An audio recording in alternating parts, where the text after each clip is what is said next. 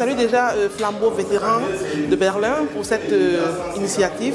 Ça a été vraiment très enrichissant parce que nous avons beaucoup appris les méthodes, les conséquences, comment prévenir, surtout les 10 commandements dont nous a fait part le docteur Ngekam, je crois que c'est ça.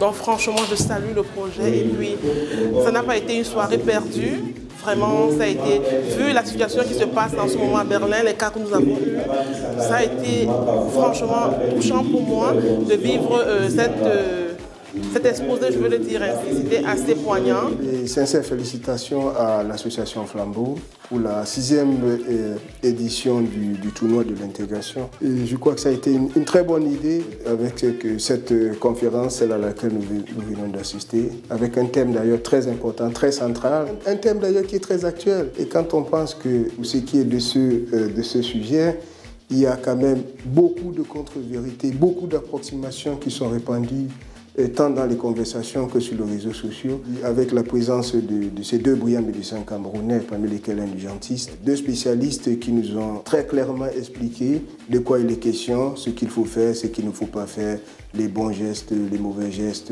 ainsi de suite et tout le reste. Je suis plutôt très satisfait de la façon dont la conférence a eu lieu. Je la trouvais très intéressante, très instructive, très informative, surtout pour notre communauté où je trouve qu'il n'y a pas trop de... Les gens ne s'intéressent pas forcément ou bien ne prennent pas trop d'attention en général au sujet de santé et au sujet de cardiovasculaire, de toute façon pas. La conférence est d'autant plus intéressante et importante en ceci que très souvent les cas d'accidents cardiovasculaires et tout ce qui en résulte, et comme l'ont expliqué les 2 médecins, il y a beaucoup de choses qui auraient pu être évitées avec une hygiène de vie. Ça nous permet aussi au bon moment de faire les bons gestes et d'avoir la bonne attitude.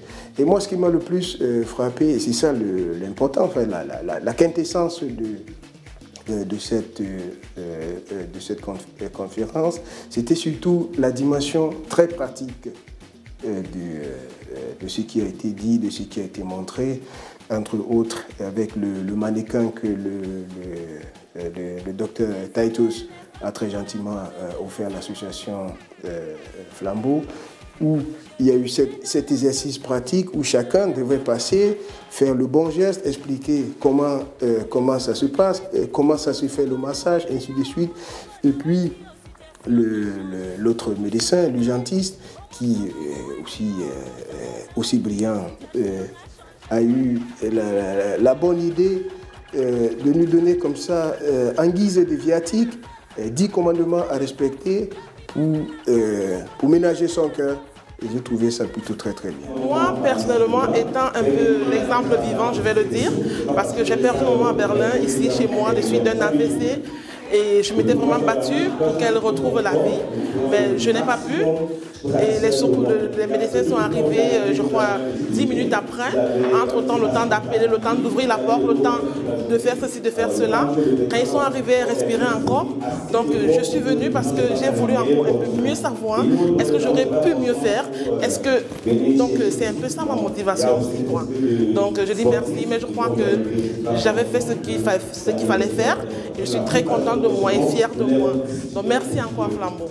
Parfois, à la fin du 2-0, nous exerçons beaucoup plus à prendre de la bière, quoi, que de penser à s'hydrater. Donc, j'exorce vraiment l'Assemblée d'y penser. Et moi, à Canfoot, je me bats chaque jour de leur faire comprendre qu'il serait toujours mieux d'avoir de l'eau que d'avoir de l'alcool. Oui, c'est justement ça qu'on aimerait bien changer parce qu'effectivement, comme ils pensent, ils croient que quand ils boivent leur bière, là, j'ai l'impression des fois que les hommes, ils se croient immortels. Ils vont jamais, eux, ils peuvent rien leur arriver. Ils sont déjà hommes, donc c'est déjà fini. C'est ça. Mais c'est pas ça. La vie, c'est pas ça. C'est justement les hommes, là, qui font pas attention et qui font trop d'excès. Parce que boire une bière, ça peut aller. La femme, elle va boire la bière aussi. Mais les hommes, c'est boire une bière, ça suffit pas. Il faut qu'ils boivent le casier. Ils vont encore les fêter jusqu'à je ne sais pas quelle heure. Pour commencer, comme il a dit le médecin, pour aller jouer un match après à 7h ou à 8h du matin pour pouvoir montrer... L'homme, il a une autre façon de penser, quoi. Il veut se montrer autrement. La femme, après avoir fêté comme ça, elle ne va pas aller faire un match à 8h du matin. Ça, c'est impossible. La troisième mi-temps, c'est un moment de convivialité. C'est-à-dire que c'est un moment où on se retrouve après les entraînements, parfois pour refaire le match, pour discuter de beaucoup de choses. Parce que ça aussi, il ne faut pas le perdre de vue que tous ceux qui jouent au foot avec nous là, de façon amateur, c'est des gens qui ont des profils complètement différents et qui ont dans la semaine des journées trépidantes, parfois très difficiles à gérer. Donc, à la troisième mi-temps, enfin, pour être court et bref, c'est le moment où on peut un peu se lâcher, où on peut se dire beaucoup de choses, prendre des nouvelles d'un tel, d'un autre, et ainsi de suite. Bon, donc je crois que il faut pas l'avoir dans ce truc. C'est-à-dire que la dimension conviviale de la troisième mi-temps, il ne faut pas la perdre de vue. Mais en même temps, et c'est là où on fait le lien avec la conférence, il faut penser à ce qu'ont dit nos deux médecins. Il ne faut pas non plus perdre de vue quand même l'hygiène de vie que nous devons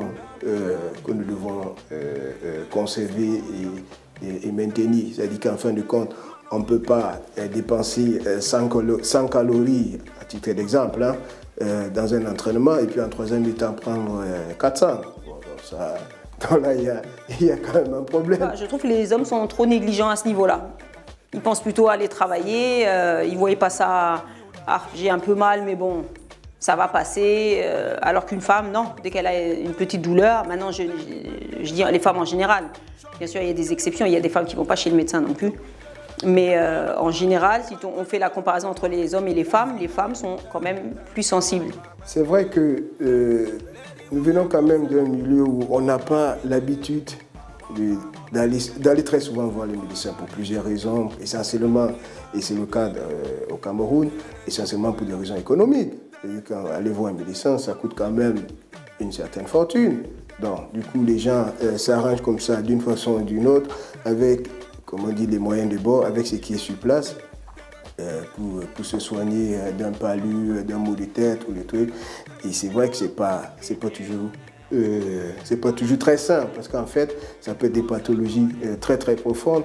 Et par exemple, lors de la conférence, je crois que c'est le docteur Titus qui a demandé dans la salle comme ça, de façon fortuite, à tout le monde, de donner son taux de pression artérielle. Bah, il n'y a que 3 qui, on était une cinquantaine, une soixantaine dans la salle, il n'y a que 3 qui avaient le bon chiffre, le reste, bon, on était un peu dans les nuages.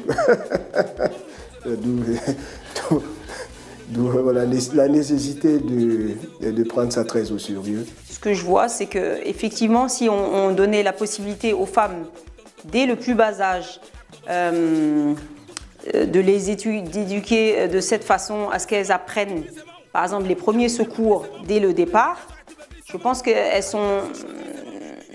Oui, elles sont celles qui peuvent mieux sensibiliser ce sujet, parce que je sens vouloir discriminer les hommes. Je pense qu'à ce niveau-là, les femmes, elles sont quand même plus sensibles.